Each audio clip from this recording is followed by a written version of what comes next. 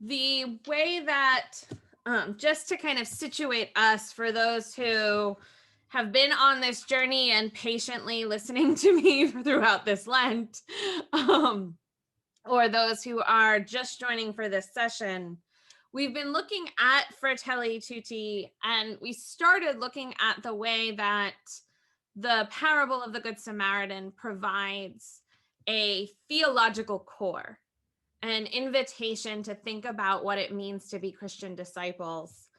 And then the second session, last session, I presented a little bit on Fratelli, Tutti and the idea of good politics. And what is it that Catholic social teaching can help us to understand about what it might be in order to build a community that doesn't see politics as this place where we're at each other's throats, but actually sees it as a place where we are the polis, where we come together and we have the ability to collectively work for the common good and to set how we understand what our communal values are. Today, I want to look at pushing that a little bit further, for places where Fratelli Tutti can challenge us in particular, but then also where perhaps it doesn't go far enough, or it's not as on the nose as it could be. So far, I've been highlighting the things that I think are really helpful and important about Fratelli Tutti, but it is not a perfect document. And we should also note the blind spots that it has as well. So looking at a couple of key passages that I think can help us think about what is being asked of us as church and what is being asked, if we take this seriously, of us as in the United States of America. I'm going to focus on three places. One, on the question of human dignity at the southern border and what might be being asked of us. And there's also questions of expanding that in the pandemic for what is being asked of us.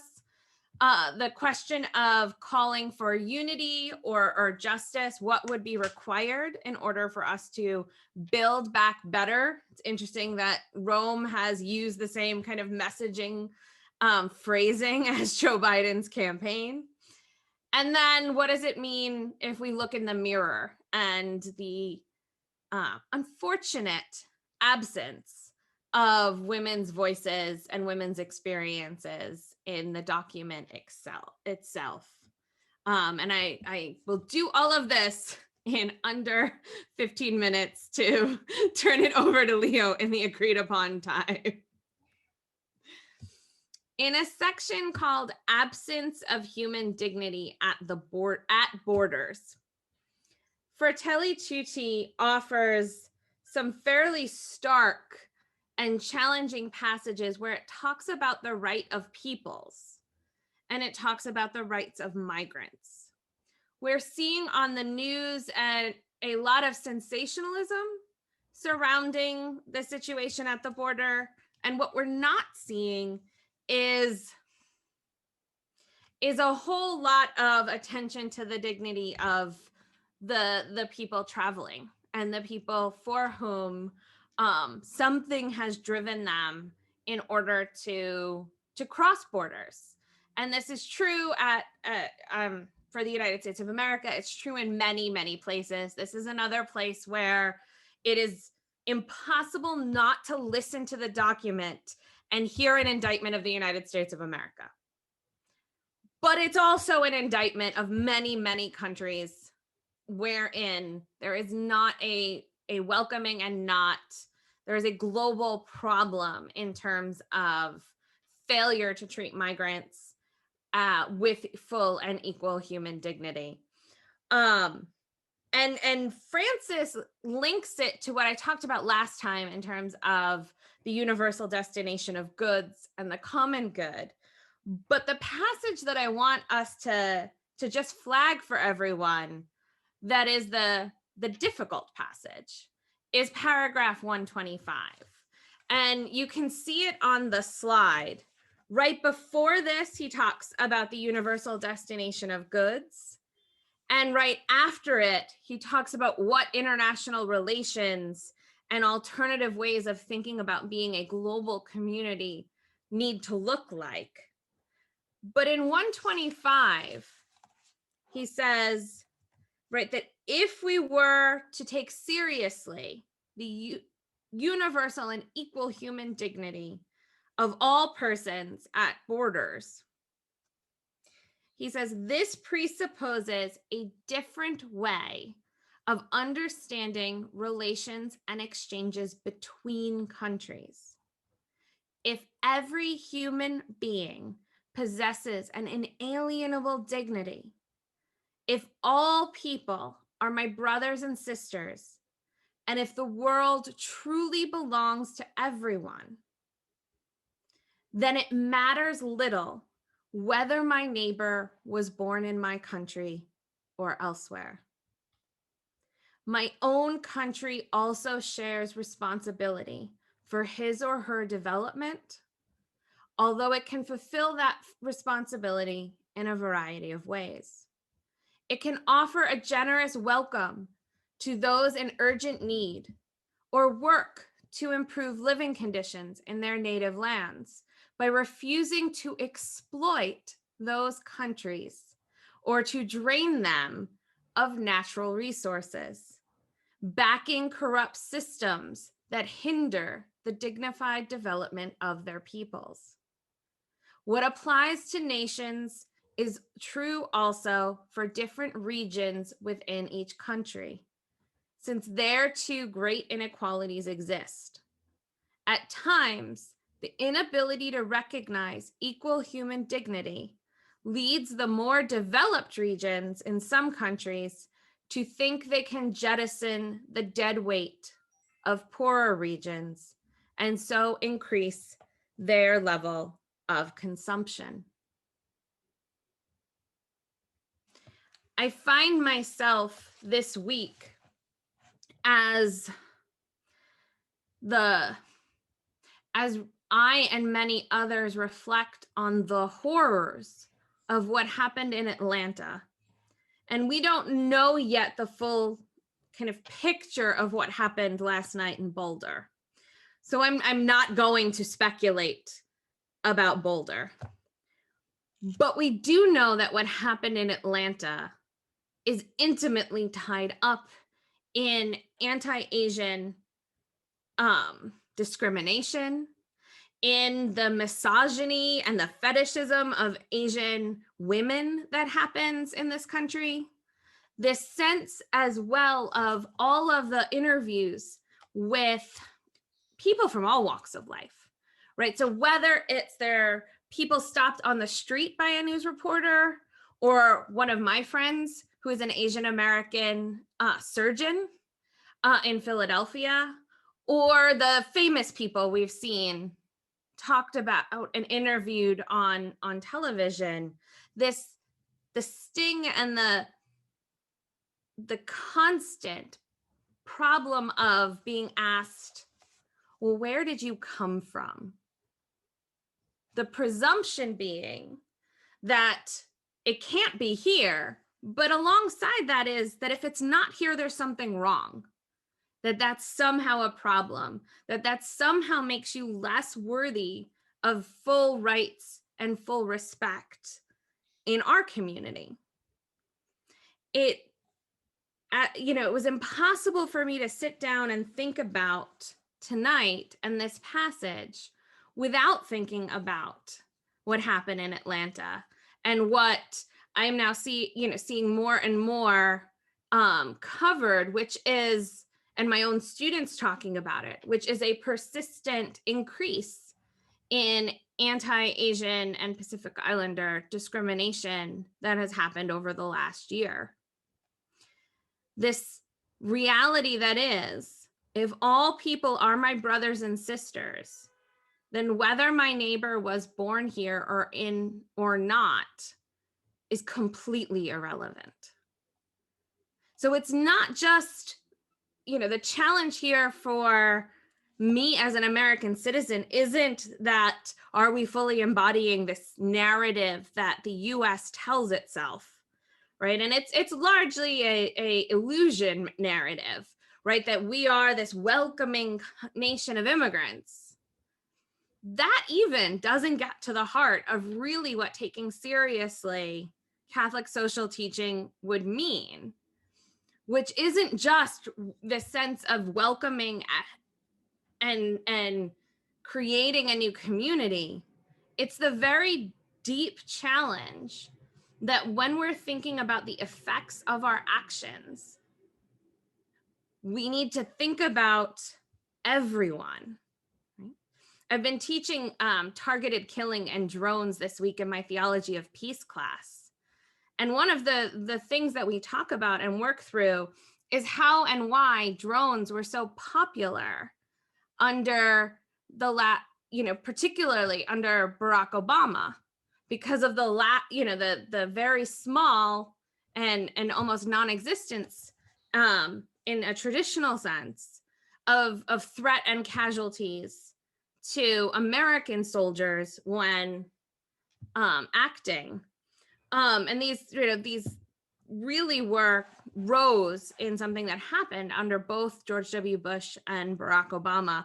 And I will admit that I am not entirely sure, because there's even less transparency than before, of what drone policy was under President Trump. All of the transparency, the moves towards transparency had been backtracked as far as I could tell. But this distinction between, well, we like this because it doesn't put any Americans in danger, but we're not really considering what it does to communities in Pakistan, what it does to communities in Yemen, what it does to communities across the Middle East where it's used more readily than in other places. When I traveled to Khartoum on a project in 2012, I had an encounter where I bumped into a shopkeeper in an open market. And the next stall over, we just collided in a crowded market. And I apologize, but obviously I'm speaking English, and I obviously do not look Sudanese. And the next stall over, a guy selling t-shirts called something out. And when we were out of earshot, I asked the female medical student who was my translator what he had said. And she paused almost as if she was deciding whether or not I really wanted to know, but she was going to tell me. And what it was, be careful or she'll send her country's planes after you. He was making a joke about predator drones simply because, right, as a casual joke alongside knocking into an American woman in a market, right? These questions of what does it mean to really consider impacts on other communities, right? So the challenge here, I think, is much bigger than we often think of. And I think the challenge here as well in an era of COVID, what would this passage mean if we talked not about borders of nations, but thinking in terms of borders and the virus? What challenge would this and Fratelli Tutti issue for how we are distributing or not vaccines across the globe? How we see as Americans whether or not we should be pushing for the suspending of patents so that other countries can more readily access vaccines that were created by Pfizer and Moderna and Johnson & Johnson and other American companies, which currently isn't happening. The other question that I find myself challenged by in this encyclical, but also as something that pushes us, is a lot of times, and I'm hearing it again because of gun violence, this call for unity. And, we hear it in voices in the Catholic Church in America a lot. Whenever there's a racialized incident, there's a call for unity. And those calls for unity, in my estimation, rarely as strongly call for justice as they call for unity. So what does forgiveness and dialogue and friendship mean? What might unity mean? And I would say that Fratelli Tutti holds out that it isn't real unless you have justice. It isn't real unless oppression and discrimination stops. And so we can think through, because I mean, I certainly don't have an answer on this one, but I think it would be fruitful maybe for us to think through together. One of the things that Francis says in terms of forgiveness and dialogue, and this comes in paragraph 241, where he says, calling for forgiveness doesn't mean letting someone continue to oppress you. It doesn't mean a false sense of unity. He says, loving an oppressor does not mean allowing him to keep oppressing us or letting him think what he does is acceptable. On the contrary, true love for an oppressor means seeking ways to make him cease oppression. It means stripping him of a power that he does not know how to use and that diminishes his own humanity and that of others. That sense that the oppression and the discrimination and the injustice has to stop before we can have any meaningful reconciliation or forgiveness. And when we were planning tonight, Leo mentioned how tomorrow is the feast of St. Oscar Romero. And this particular part of the encyclical where Francis is talking about forgiveness and resisting oppression, for me has always echoed Romero's insistence. He was not, on that, this was possible, but the repression had to stop in order for us to have any conversation about what a building back better might be. We won't be building back better as long as the injustice continues. And then I couldn't not point out that women are largely absent in Fratelli Tutti. There is gender inclusive language, which is fantastic. But there are points where that gender inclusive language almost sounds as if, or reads as if somebody did Control F and replaced men with men and women. The worst case of this is at the end where he lists the influences, and Martin Luther King Jr. is mentioned, Gandhi is mentioned, but the sentence reads that he was influenced by many men and women, and then the list is only of men. And I think there's two things that I pull out of that. One is that it shows the ways in which, if we really take the message of Fratelli Tutti seriously, we have to hold up a mirror and apply it to the church as well as society. And applying it to the church means that when we lament that women's rights in the world are insufficiently realized and insufficiently upheld, we have to actually look and also say, and the church contributes to that. And the Catholic Church does not do enough in order to itself model inclusion of women's voices. And the example I would hold up is a key part of this encyclical is talking about peace building and anti-human trafficking and things like that. The main drivers of those community-based programs who are building peace throughout the world are often women's groups. And in the Catholic world, it's often women religious. So the concrete examples for a lot of the things that Fratelli Tutti holds out as where we could find hope, if we were to look on the ground, what we would find is that it's women doing the work, and it's women who are building back better. And so the future, if we want to see this enacted, is also going to be, as we think about who is this calling us to be, whose voices do we listen to?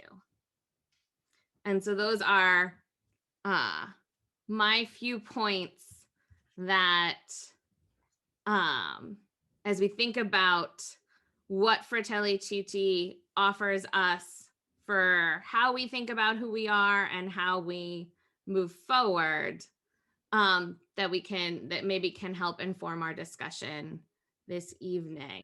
So I'm going to do a little whirlwind of an overview as well, and then kind of zoom in a non-drone-like way, but in a friendlier way on a few key points toward the end. And I want to kind of revisit some of the broader architecture of this document. Although Meghan did some of that, I just want to redo that so that we can actually go deeper and see where those critical points that I want to talk about are located. So this is just what you're seeing on your screen is literally the chapter titles from the English document, and then the first sentence, and the number is the paragraph number. Where you see a bold word is where I'm going to focus on that later on. So, this clearly is a story in this document. It's a story about the state of the world that we live in, about the reality of modern day existence globally, not just the United States. And clearly it begins with an analysis that Meghan has covered prior, to this session. And it's just kind of the state of affairs. And as she mentioned today, and I love that phrase, it's a theological course. That's what we find in chapter 2. And as she said during her presentation, that's inviting us to look at who we are from the various perspectives.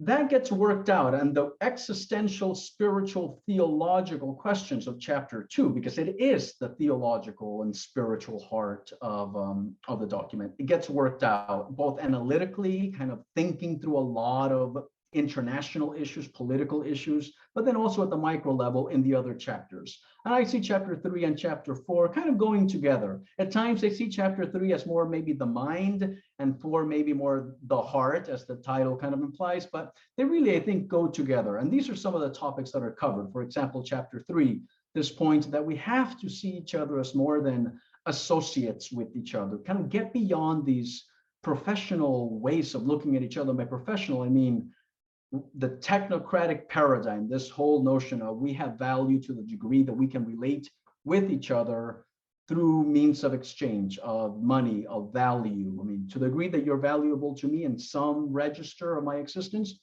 then I kind of recognize it. To the degree that you're valueless, you're worthless, you're a non-person. So that's some of those topics that we find here. And then woven throughout the document is this question of borders, but not only national borders, but the borders between each one of us, between our communities, between the church and other traditions. Let's remember again, the title of this is that we are all related. We are all children. We could say we're all sisters and brothers of each other. We're all family, however we want to translate that or frame that. It's that we're bound up with each other in very real ways, and certainly in light of the document in terms of salvation. As he repeats various times, we don't save ourselves. We are saved together, or we are not saved. Chapter 4 has this topic that I want to focus on in a bit. As he's talking about this kind of analysis of the state of affairs and possible new ways of being in the world, he turns to the kind of the concrete. He says, how do we concretely do this? How do we flesh it? And so he deals with various issues, borders again, and that's the section where some of the, I think 125, maybe comes in the previous one. But he brings up this notion of gratuitousness that I want to bring up just in a bit. So chapter 5 is really said this chapter of political analysis that I believe Meghan dealt with some last time. So the question of populism, individualism, the technocratic paradigm that I just mentioned. And what does love look like in actually the political sphere, in politics and international relations? Now, these are categories that aren't always put together, a political love. It forces us to think a little differently, I think, about our everyday affairs and the ways that we participate in society.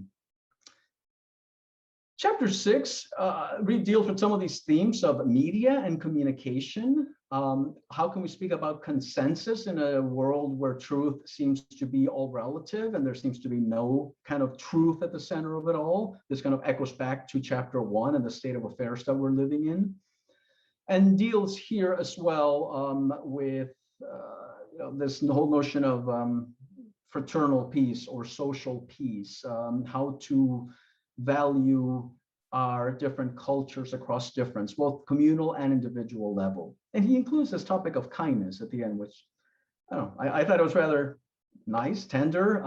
Again, you have these categories show up in unlikely places at times. But chapter 7 is where I think we find the real real is not a good word. It's where I think we find another heart of the spirituality of this document.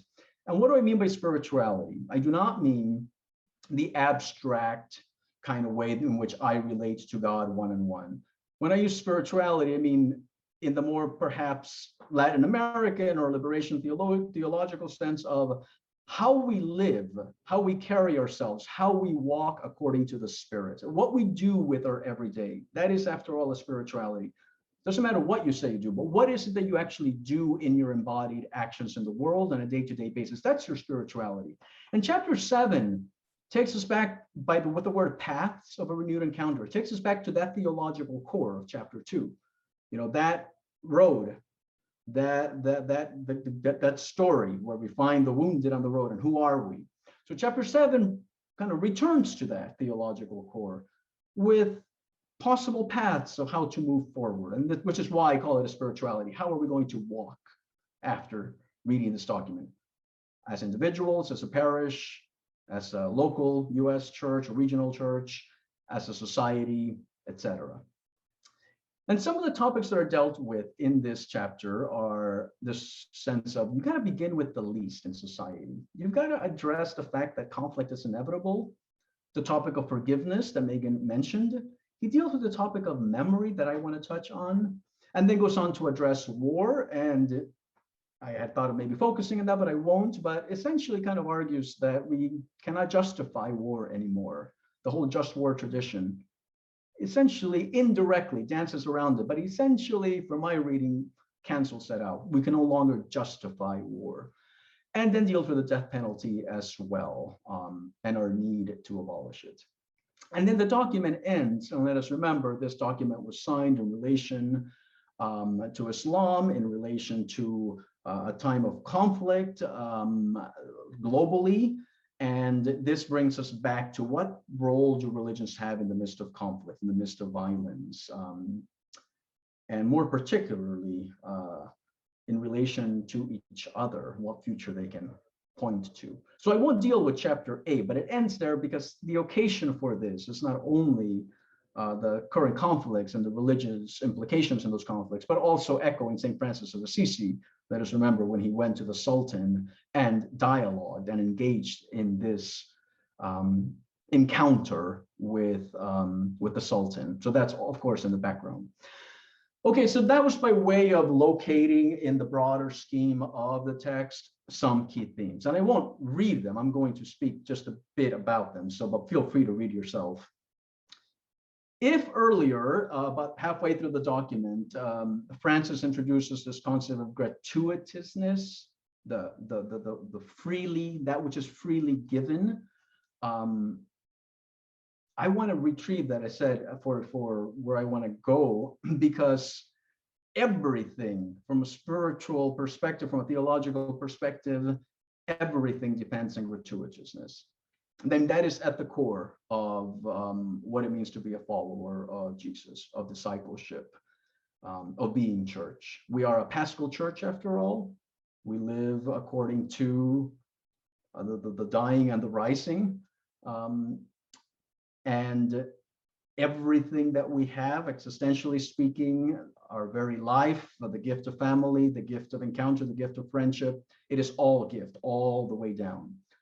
And part of Francis trying to continue to chip away at the technocratic paradigm, at a way of understanding the world where unless I can value you, you don't matter, you don't exist really, is to put gratuitousness constantly at the center.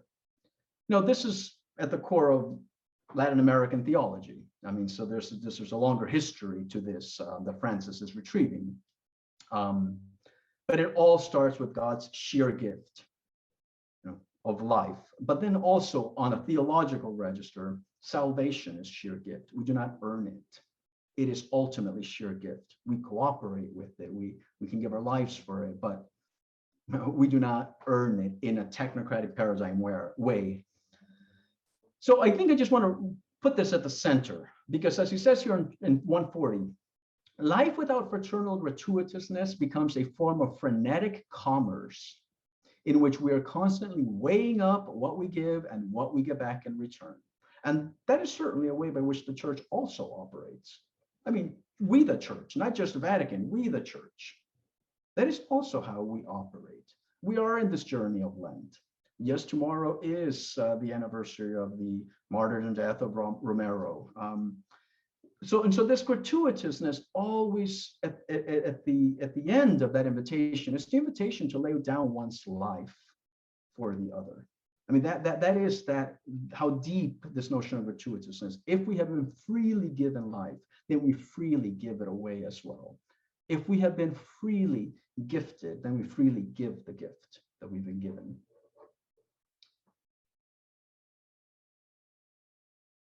"141 here builds on that now, I said more on the national level, that narrow forms of nationalism are an extreme expression of an inability to grasp the meaning of this gratuitousness. By this time, he's already talked about people, how we come together as a people with the culture, that we have to be proud of that culture. There's something that is gift and that can be gifted to others.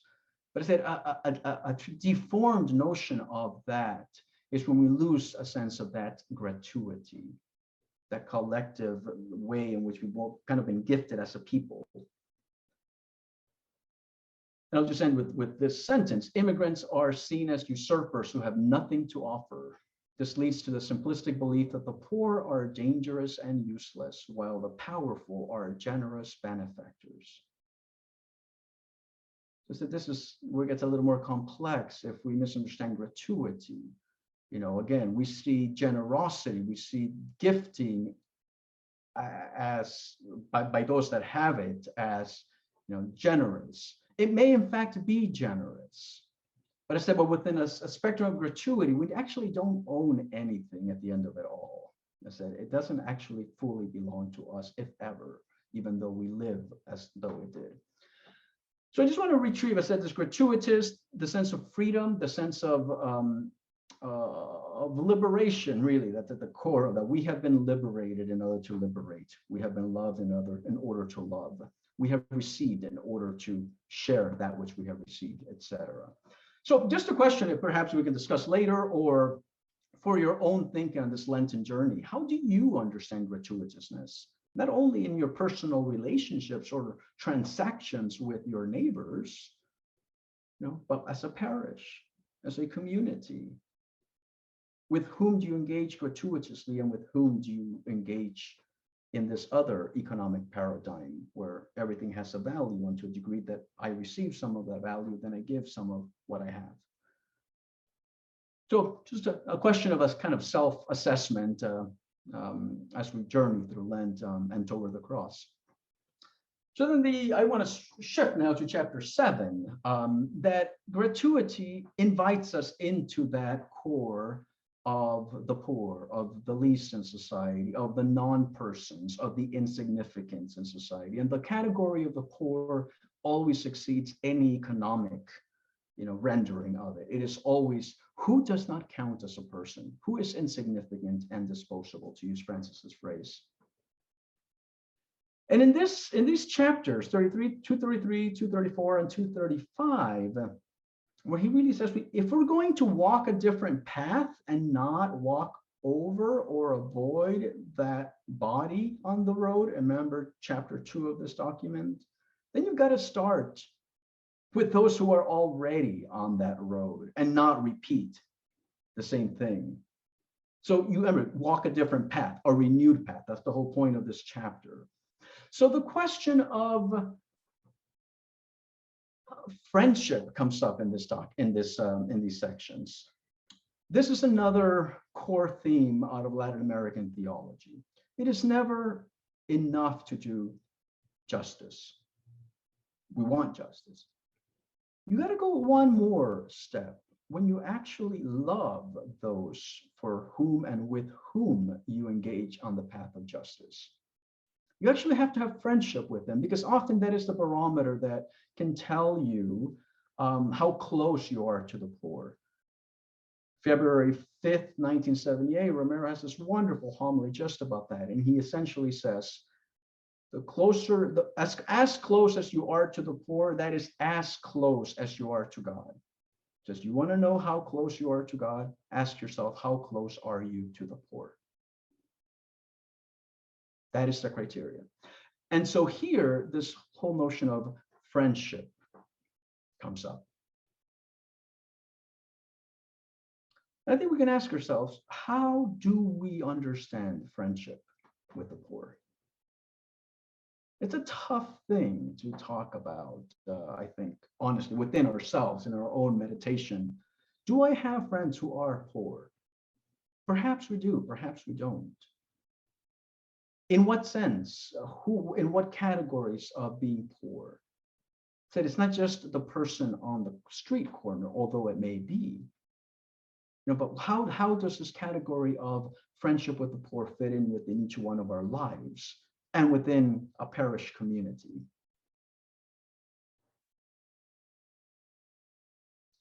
In a very, very practical way, in 234, he says, if at times the poor and the dispossessed react with attitudes that appear antisocial, we should realize that in many cases, those reactions are born of a history of scorn and social exclusion.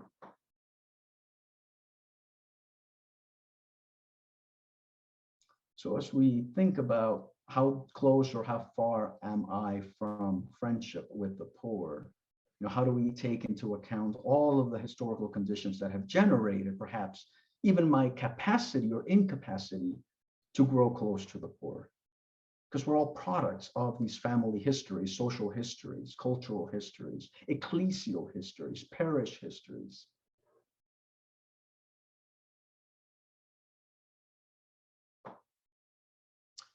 If we have to begin anew, it must always be from the least of our brothers and sisters. So again, echoing that chapter 2 of the body and the road. I'm going to touch on a different concept here now, which is this whole role of conflict.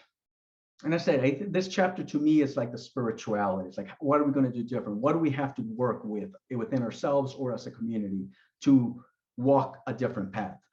And I think one of the things we have to wrestle with as persons, as communities, as families, as church, how comfortable are we with conflict? How we all want peace, we all want reconciliation, we all want forgiveness, but how comfortable are we actually with the reality of conflict and living with conflict and actually letting conflict be without foreclosing perhaps its time to be? Perhaps conflict is a kairos moment, as we say, a propitious moment of change. The Pope highlights here, do not the statement from scriptures, from Matthew, or at least Matthew's attribution to Jesus. Do not think that I have come to bring peace to earth.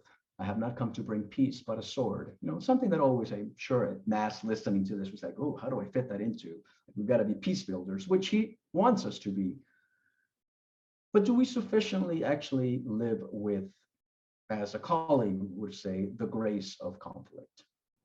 The capacity the conflict has to be gift, to open up new possibilities.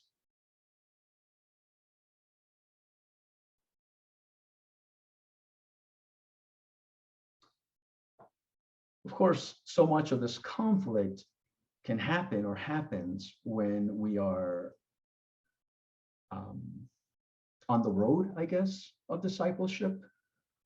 Again, we have to keep coming back to chapter 2 on the body on the road, the wounded on the road.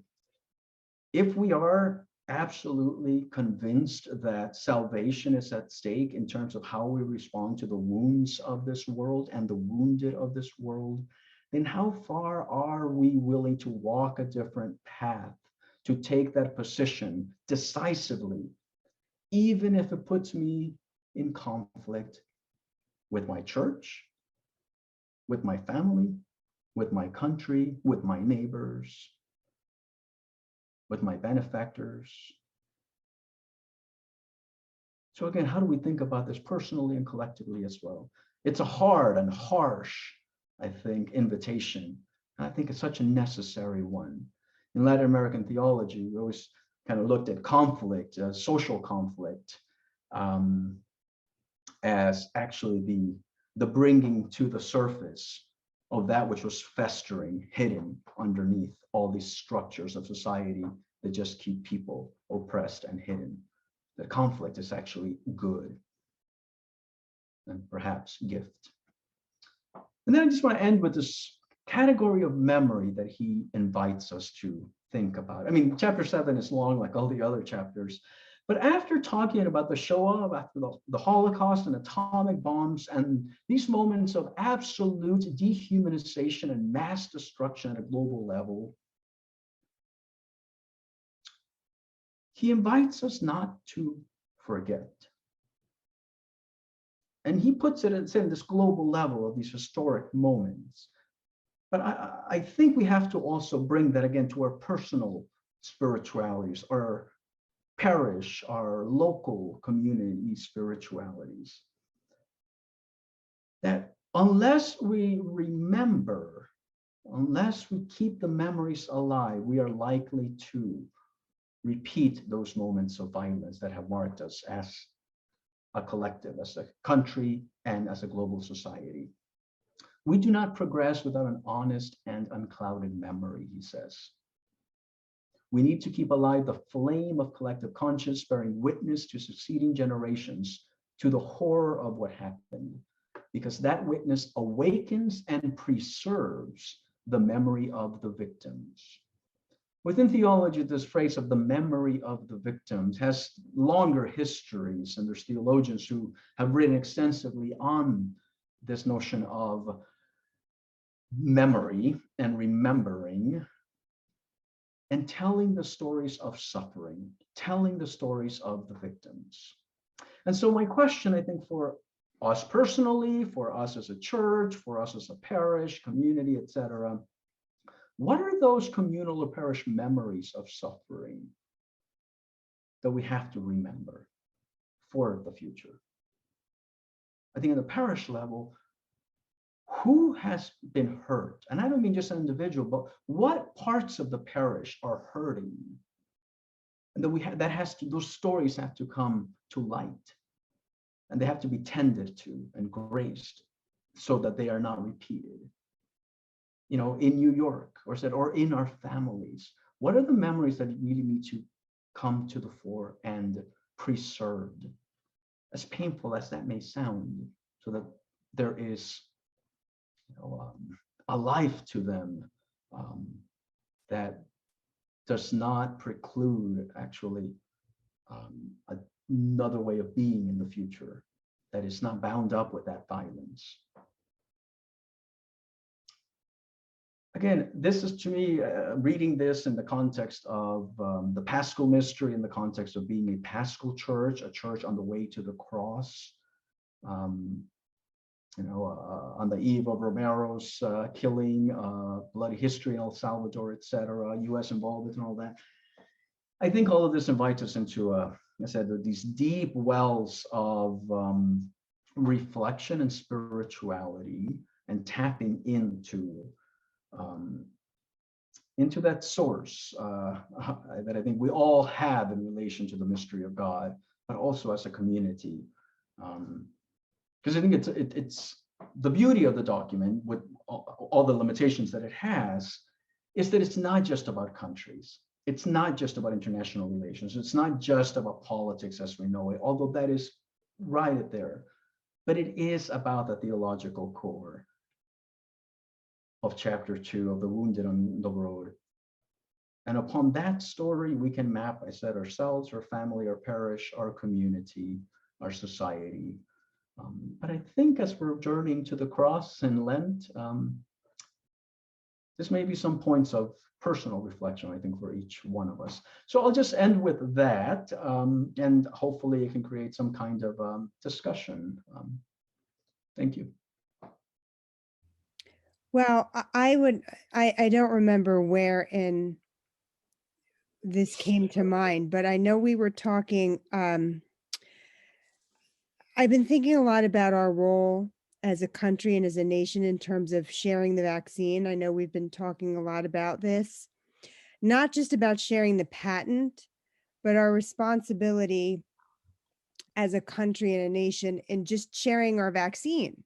It's one thing to share the patent and allow other countries to manufacture, but do we have a moral responsibility as a nation, as a people, as a community to give what we have to poorer nations? I've read that the Biden administration has decided that we need to save what we have, kind of in case of emergencies, and there are new strains, and in case we decide that it's safe for children under 16. That's sort of the rationale that I'm hearing. But there is something morally to me that just doesn't sit right about that. And I'm not hearing enough discussion to me about that. I'm curious what other people think is our responsibility if we have one.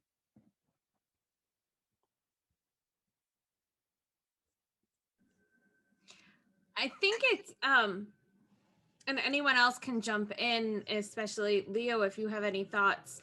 I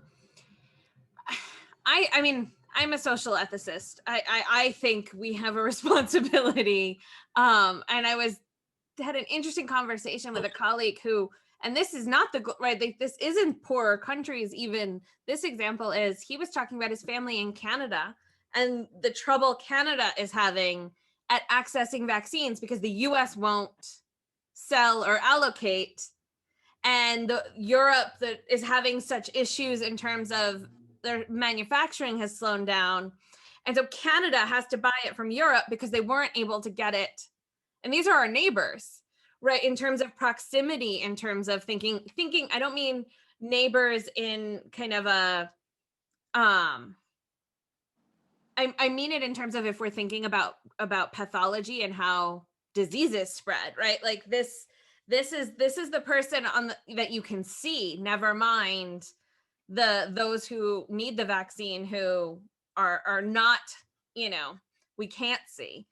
So I think there are huge questions, and so I think there's a justice question that you rightly mentioned, and there's also a practical one. The vaccine will only work if we get people, a high enough percentage, vaccinated quickly enough, globally, to outrun the variants, and not, right? Like, and that, if we think that can be only in the United States, we haven't learned the lesson of COVID-19 in the first place, right? Which is that what happens there matters here, as well. I wanted to point out something that Jane said, and about conflict, and just to flag for everyone that this may be why Francis pushes just war theory further to the margins than before. Dorothy Day had a famous saying, which was, nonviolence makes the world safe for conflict. And if you want to deal with and actually deal with these historical conflicts that have been festering and simmering, right?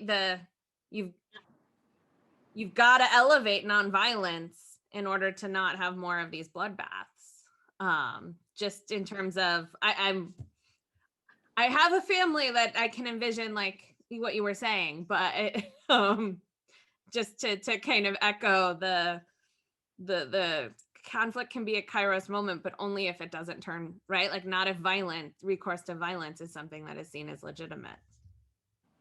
I'm also surprised at how little it seems like they're talking about other countries' vaccine needs and like this kind of ethical quandary that we're facing. I heard something about it on NPR this morning, and I know that there have been like rumblings kind of, obviously for the past 6 weeks or so, but I just wanted to point, I think that, yeah, it's interesting that there hasn't really been this like a dearth of information about this, when it seems like a really pressing problem if we want to actually be effective at not having COVID around anymore. Well, it just felt particularly disheartening to me when we were talking about gratuitousness in this. I felt like COVID felt like a moment in time where we were moving towards caring about each other in a way we hadn't prior to the virus. But now that this vaccine is out, I feel like we're really abruptly losing that ground, and we're back to, oh no. Now we've got the shot and it's all kind of me and Yeah, back to normal. right, exactly. And now it's forget about those in need. We've got to get for me first.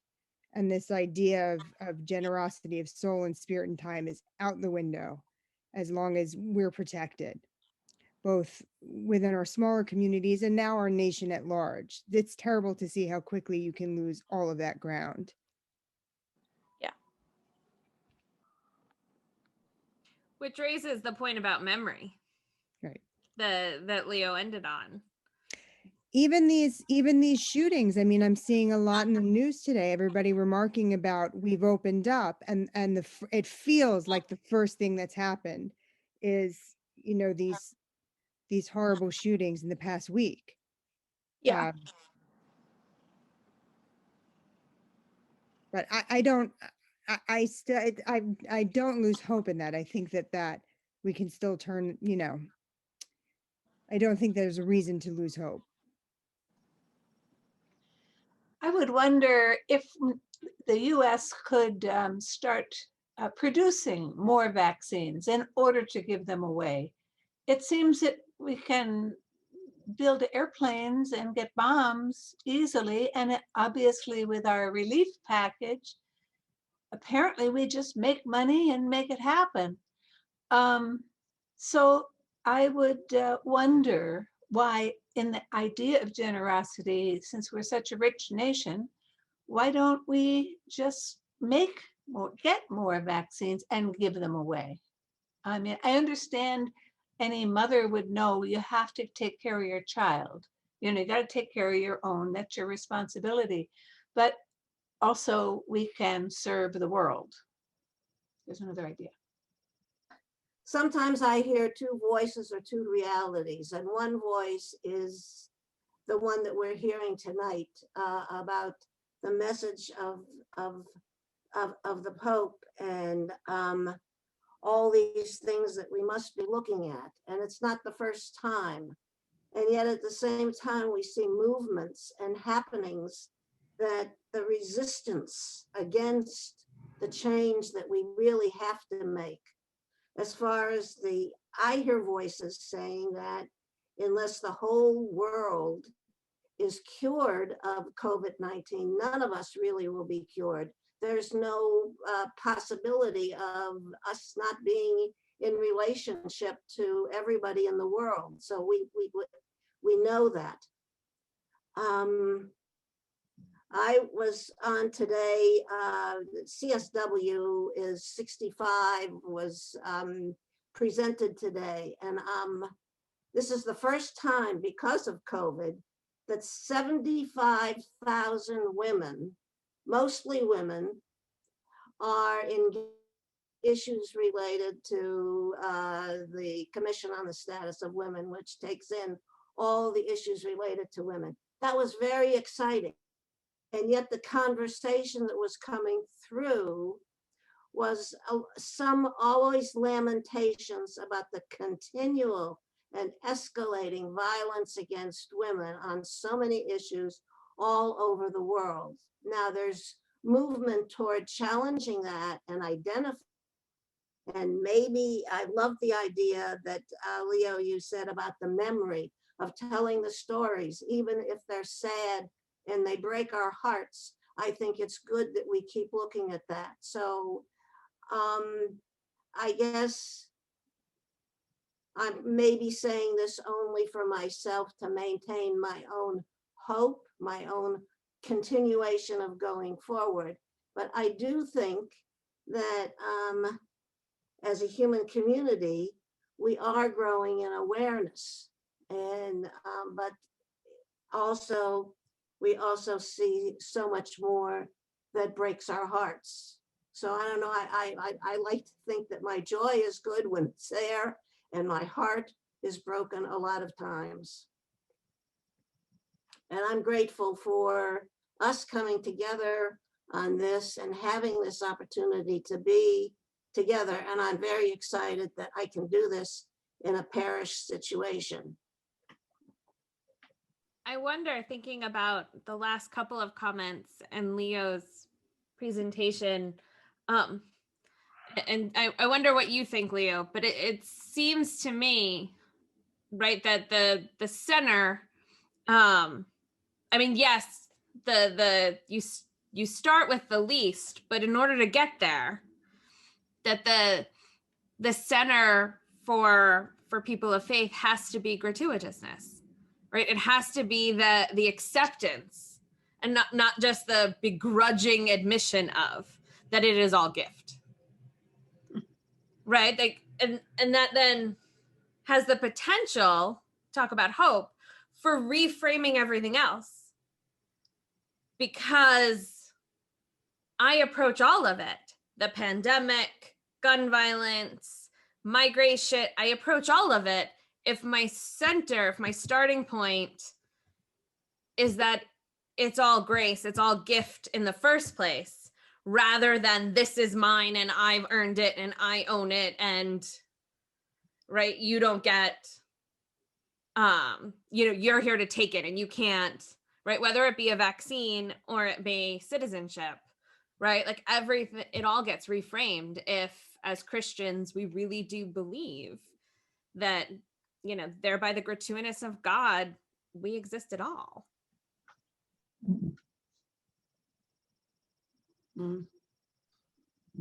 Yeah, I mean, I won't say silent too much longer, just taking it all in. I mean, these are obviously great questions.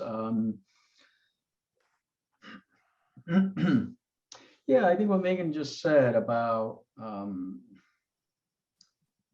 and what I was trying to, I think, emphasize in my remarks, there's only so much that we can control in this world. There's only so much power that each one of us has. There's only so many changes that we are even aware that we can make. And often those are the changes, of course, that affect our lives and the people that we come into contact with in some form or fashion on a daily basis or regular basis. So it's always a thing about scalability. How do we scale up these micro transformations that we can actually effect and create change, or create a different path, or walk down a different path? As Virginia and others are talking about, well, the country could do this, we could produce more, we may even make money off of it. It still introduces these logics, though, of transaction and value, which are the logics of this country and of our global community and of each one of us. And it is utterly, utterly difficult to actually not think about a way of being in the world without reference to the capitalism that is at the marrow of our bones. So our country probably cannot think through a different logic. I mean, Francis really in Laudato Si really kind of also chips away at this technocratic paradigm, how our ways of reasoning all have to do with value and transaction, commercialization of all of these values. But as we were talking, Virginia, about kind of producing these the vaccines, which are needed, of course, I just kept thinking of that wounded or that almost corpse on the way. Does it actually? I mean, I'm just thinking, if I'm the United States, if I am the collective, and in light of the history of this country, and in light of global North and global South dynamics, and in light of colonialism, and in light of slavery, and in light of extractivism, et cetera, et cetera, et cetera, does it actually matter if these people in the South die? I know for us it may, or we may feel that it does, or we want it to matter. But as a collective, as a country, does it actually affect this country? We can say, yes, it does, because it'll continue to multiply, but that's still in reference to us. That's still in reference to how we will be affected. It's not still about the wounded or the dying. And so that's still, that the logic still betrays us, only to the degree that they have transactional value do they matter. I think that's at the root of all of these questions that are at this macro level, and the economists and the politicians.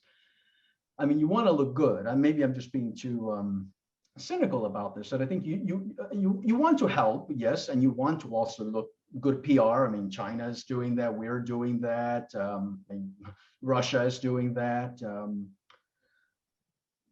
But deep down, I'm not sure that the logic of it being in reference to our value as a society, as a country, as the United States of America, I'm not sure that that logic is broken. Yeah, and then now, what do we each one of us? What's our task? I think at the local level, as a parish level, and our families. I don't know. I mean, that's always, of course. I think oftentimes our task is to sit at the foot of the cross, and Meghan used the word lament earlier, lament about ourselves, about the ways we think, about how we are, about our people, however we choose to speak of who our communities are. I think there's just a lot of lamenting and a lot of soul bearing that has to happen before we even figure out what we can do or ought to do. So yeah, so my thoughts are more on, I think, on this kind of existential or spiritual. I said by spiritual, not simply some abstract thing, but just, I think, the kind of stuff that we have to kind of clear out of ourselves in order to perhaps have a grace moment of, it may be something that I can do. But I think those moments are grace moments when we sufficiently kind of work at ourselves. Yeah. I'll stop there. I think your point about the logic and the way in which we can't get outside of it sometimes, I think has been acutely present for many people looking at not just the reality, but also the rhetoric and the media framing and all of the things currently at the US southern border, and the way in which not a whole lot changes despite very different rhetoric between different political parties and those that claim to recognize the humanity of migrants and claim to be very tied up in this narrative and logic and the history of being welcoming to immigrants, of being a nation of immigrants. And yet when the rubber hits the road, we don't really seem to see a whole lot that's outside of a very militarized and capitalist logic of dealing with all of it. And for me, I do think I end up in lament, not as a way of shirking responsibility, but in a way of recognizing that I'm deeply complicit and responsible as an American, and yet I have very little power to change the structures within which these men, women, and children being deported are caught in.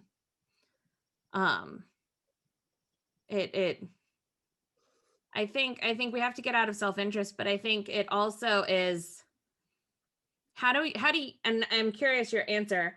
I wonder how to navigate the lines between, if we really embodied human dignity the way it's called for here, right? It simply should be enough that they need it in terms of the good of human beings, no matter where they're living, right, that are suffering under COVID-19 or war, conflict, the rest, right? So there's can we get to that level of fraternity on the one hand, but there's also all of the things you mentioned in terms of capitalism, colonialism, US power.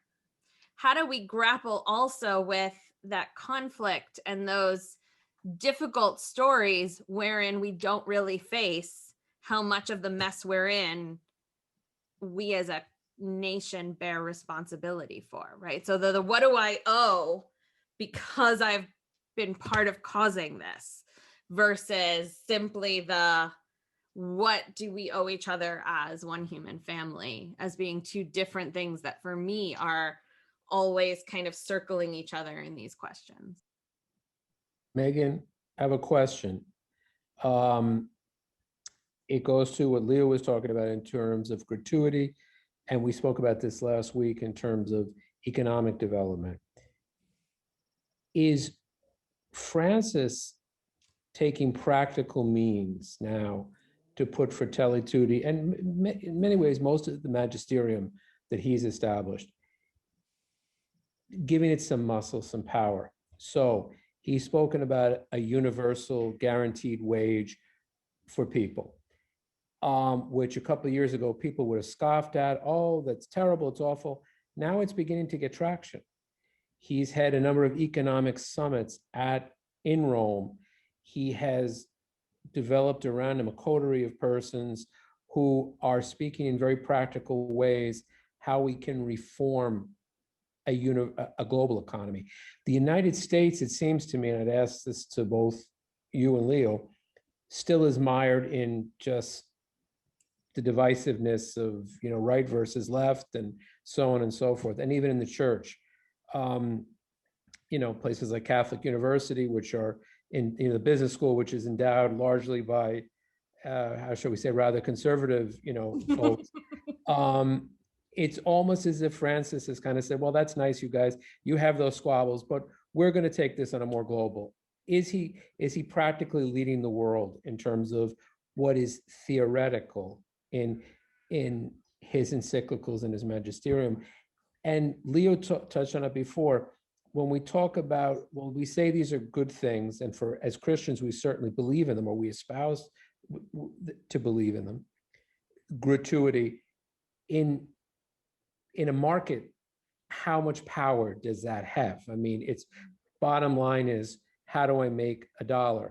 So are we converting this language into a more utilitarian kind of vocabulary that will at least make those persons who may be skeptical say, well, there is a better way to set things up? So I think part of what you're talking about, Francis was doing this summer, I mean, COVID impacted how it happened, but there was a large summit called the Economy of Francis that happened in Assisi this fall. It was supposed to happen over the summer, and it was the participation was largely limited to people under 35. And they were mostly, you had leaders in terms of youth leadership in the global church, but more than that, there were people in public policy and economics. So one of my colleagues at St. John's was one of the people who virtually went because of COVID and presented, who's an economist who specializes in economic policy. This sense of bypassing and working with those who are not quite so ideologically entrenched in order to envision the way things could be different. Because the younger generation knows on a number of levels, the climate stuff and the ecological crisis being one place, right, where radical change is needed or we're not going to survive in a deeply existential way. So I think that's happening. I think it's telling that whether it be Latin America or also other avenues like the Italian civil economy tradition, that has influenced, in Stefano Zamagni, it influenced Benedict, and in Luigiano Bruni, it seems to influence Francis. Bruni has this book, The Wound and the Blessing, talking about a logic of gift and also of respect for human suffering is not something that's just a bad thing in terms of vulnerability, not in terms of oppression or injustice. But so these elements and ways of looking at our economic systems, the work of Amartya Sen is often dialogued with.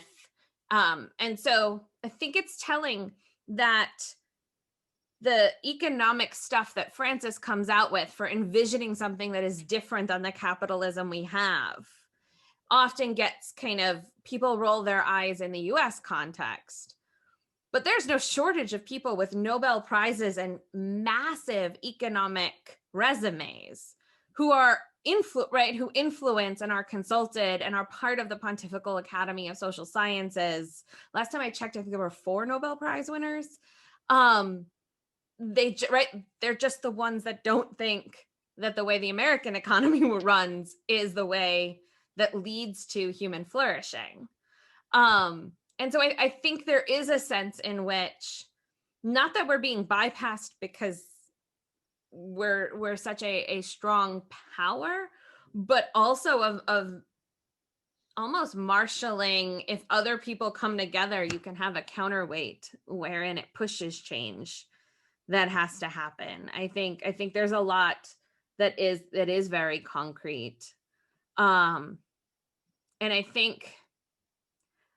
think Leo's right when he says it comes out of a Latin American understanding of grappling with conflict as something not to be avoided. I think we practically see that in how he runs the church itself, but then also how he engages outside. Because you can't get to justice, to friendship. And then as Leo was talking, I actually wrote down step 1, justice, step 2, friendship, step 3, unity, right? We often want to jump. But I think there's a progression. And I think practically even some moves that are happening in terms of, and again, some of this started with Benedict, but the Vatican City going carbon neutral, or there's modeling that happens. And it's why when the modeling doesn't happen, it's so frustrating. It's one of those things where when I look at what's going on, I have segments, and it's not just all the economic stuff versus, well, I guess I could frame it here as versus gender. But it's why when the modeling doesn't happen, it's so frustrating, as many people in the last couple of weeks have felt in the Catholic Church for a couple of reasons. I'll respond a bit to Phil's questions. I think, Phil, you used the word teeth, Francis. I just have to echo some of what Meghan just said. To what degree is Francis implementing some of these reforms within the church? Yes, in terms of the church's finances at that macro level. I would go back, I think for me to think of like Francis putting more teeth on it, though, I would go back to like unions, just something as basic as church employees being able to unionize. Or if Francis is speaking of like a living wage, or like the church beginning to model that. And I think it does come down to modeling, living into a reality. Ways of being, embodiment is a mode of communication. Your question is about, in a way, translation of terms like gratuitousness into how do we translate the, not only linguistically, but in ways that perhaps fit with market economics, etc. Certainly, how do we do that without compromising the heart or emptying it out of any real meaning? I think back of St. Francis's model. So much of Pope Francis is trying to live into an image of Saint Francis. And I do think that we have a very long way to go, but I also don't think that it's his job to do that. It's our job as church. And I think, I honestly think Francis probably thinks that the church is a really passive thing in this world. I do think that Francis would actually like more conflict. I don't mean that kind of nasty conflict within the curia, like the backstabbing that happens, but the legitimate conflict that is led by the Holy Spirit, the sense of synodality. I mean, I don't think it's any accident that he emphasizes so much of that. The church has to kind of live into that way of being church. So he may say something like, right now, he approving the no blessing of same-sex unions, for example, civil unions. Part of me thinks that he actually wants that conflict to brew. I actually think that he feels sometimes he's so bound by not enough movement from the bottom up. Now, we can disagree how much movement there is, but let's remember, the US church is 6% of the global kind of population. And so the US Catholic Church is a minority. But yeah, I don't know how much teeth there is within the church's modeling. I don't mean the US necessarily, but not even in the global, even within the Vatican. There has been some of it, okay? Yes, he opened up, I mean, during the beginning of the Syrian refugee crisis, he opened up the Vatican and asked convents and churches to receive people. He didn't demand it, you can't do that necessarily, even as Pope, but he encouraged and asked. But I don't see enough, I guess, to say that he's really putting teeth in it. And I'm not sure that that's his job either. It's our job as local parishes, as local communities. You know, there's 17,000 of us in the United States parishes. You think of what could happen, like the scalability that I mentioned earlier. Yeah, and the translation into capitalism and market, I'm not sure that that needs to happen. I think this is, I know this may seem like, well, there's no room for dialogue then, but a dialogue, again, living into a different way of being in the world is a form of dialogue, is a form of communication. Cooperatives, I think, are a way forward that's perhaps of a different register, while still within some of the economic frameworks that we have, but not replicating the death-dealing forces of market economics. I don't know, I'm not an economist, but so I think more of like parish, church, local community, ecclesiology. Yeah. I just want to affirm that I think that there's a lot of new thought coming and we're moving forward. Another area that was mentioned by Leo was how we look at war. I think within my lifetime, we have come to believe that there is no such thing as a just war. And the church is still defining that there can be a just war that has to change. I think that Pax Christi is working now, trying to get the Pope to write an encyclical that Jesus really came in a nonviolent, a totally nonviolent life, which would really challenge, as all Christianity, to think differently about the possibility of ever having a war. And yet I know that we live in a time when it seems that there is so many wars, but the conversation, the thinking, the theology, the hearts of the people are changing. I believe in this. Another project that's been going on is about building bridges. The Justice Group of Religious from Rome has had a whole set of sessions on building bridges. And they do it in local communities. They do it among tribes, warring tribes. They give examples of doing it with children, etc. So there's a positive action that goes out to addressing the conflicts and acting on them in our lives. And I wanted to add one more thought, because I think it was when we were looking at when the person asked, who is my neighbor? Jesus told the story that we all looked at. And the neighbor was the one that you meet who is in need. so local and it's so at home. It so fits. So I don't want to lose sight of that. Is when I meet, and I want to be the Good Samaritan, it is the person who I meet who is in need. And again, I thank all of us for seeing better who it is that is in need, both on the local and global levels. One thing that made me remember, came to mind, Kathleen, as you spoke. In the early church, and I may have said this in this group, the first time, the early church, the inn was interpreted as the church, as the parish.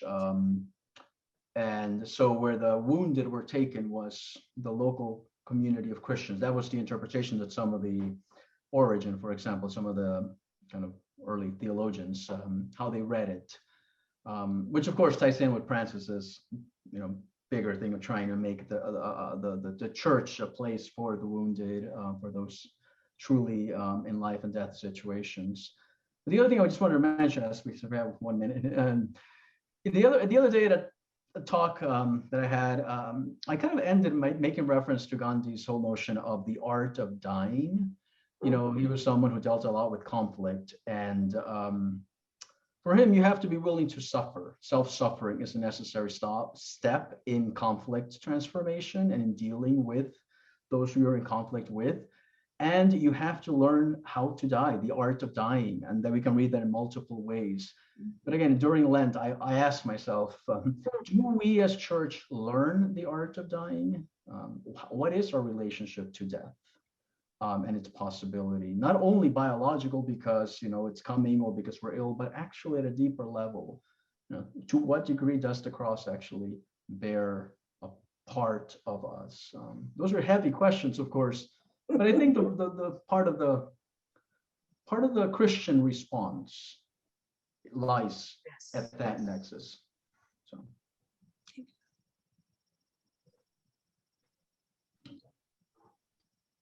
And I would just end by saying I was grateful for the reminder that dialogue and unity aren't real unless they come with justice. I think that kind of colors so much of what's happened in our world in the last year or two. So I'm going to ponder that for a while. I think that's it for us tonight. So thank you very much. I hope we see you all during Holy Week one way or the other. Great. Thank you. Bye. Thank you. Thank you. Lovely. Bye for having Thank me. you. Bye-bye. Thank you. Stay safe. Peace.